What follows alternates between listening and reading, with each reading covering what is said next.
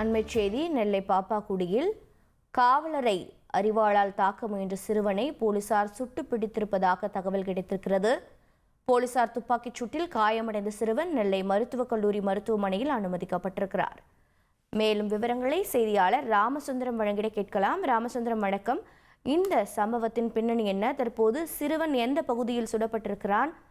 சிறுவனின் நிலை என்னவாக இருக்கிறது? காவல்துறை என்ன விளக்கம் அளித்திருக்கிறார்கள் இது தொடர்பாக?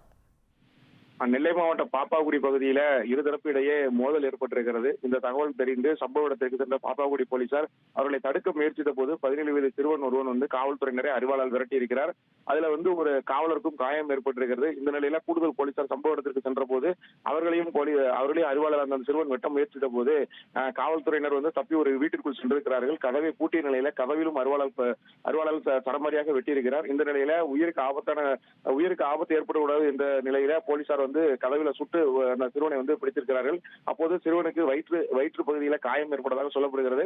தற்போது சிறுவன் நல்ல நிலையில மருத்துவமனையில் அனுமதிக்கப்பட்டிருக்கிறார். சிறுவனுக்கு எந்த விதமான பிரச்சனையும் ஏற்படவில்லை என சொல்லப்படுகிறது. சிறுவன் அரிவாளால் காவல்துறையினர் வெட்டியதில் காவல்துறையினருக்கும் காயம் ஏற்பட்டு அவர்களும் மருத்துவமனையில் அனுமதித்திருக்கிறார்கள். தொடர்ந்து சம்பவ இடத்துல போலீசார் விசாரணை மேற்கொண்டிருக்கிறார்கள். நெல்லை மருத்துவமனையிலும் காவல்துறை உயரதிகாரிகளும் குவிக்கப்பட்டிருக்கிறார்கள். தற்போது அந்த சிறுவனுக்கு சிகிச்சை முடிக்கப்பட்டு மருத்துவமனை சாதாரண வார்டுக்கு ஒரு மாற்றுவதற்கான ஏற்பாடுகள் செய்யப்பட்டிருப்பதாக காவல்துறை தரப்புல சொல்லப்பட்டிருக்கிறது. காவல்துறையினரை அரிவாளால் வெட்டி அவர்களை தாக்க முயற்சித்த போது தற்காப்பிற்காக அவர்கள் சுடப்பட்டதாகவும் காவல்துறையினர் தரப்புல சொல்லப்பட்டிருக்கிறது. விவரங்களை வழங்கியதற்கு நன்றி ராமசுந்தரம்.